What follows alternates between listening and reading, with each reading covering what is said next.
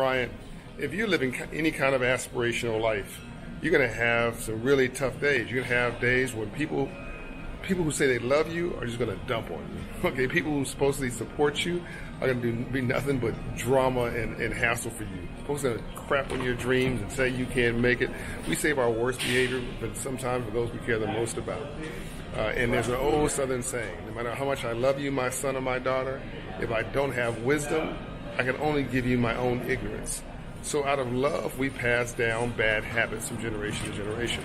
This is not a video about bad people, how to deal with tough people. This is a video about what you can control. In my book, Love Leadership, the bestseller I wrote before, well, it was there's How the Poor Can Save Capitalism, the memo now, and writing another one, which I'll tell you about later. But in Love Leadership, I said that life is 10% what life does to you, and 90% how you choose to respond to it. The question is, what's your response going to be? So here's my thought for the day, tied to that.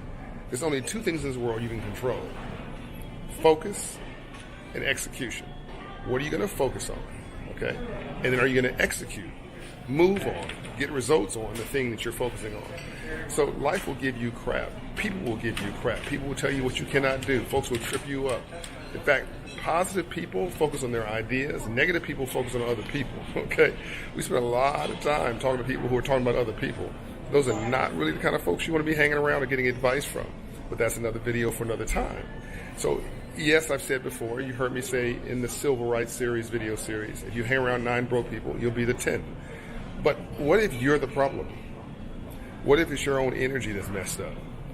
There's only two things in the world you can control. Again, the first rule is life is 10% what life does to you, and 90% how you choose to respond to it. So what's your response going to be, okay? No, and how I would say this as it relates to, let's say, racism. Because people say, John, by the way, I'm ignoring this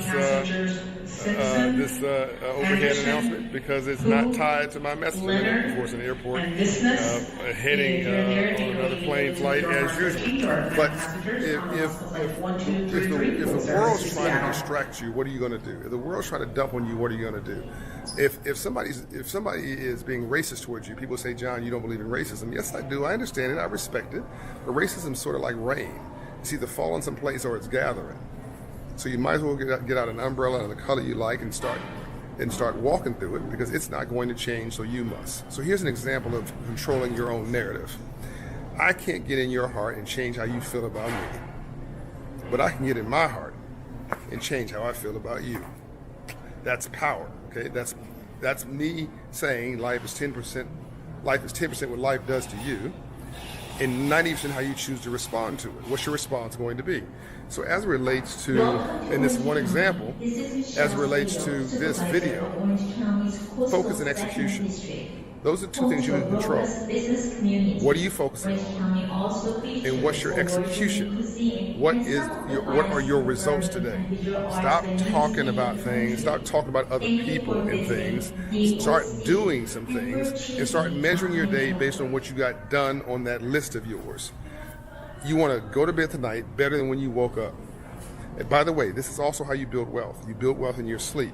You make money during the day, but you build wealth in your sleep. Maybe I've done several videos on that before. Maybe I need to do another one again.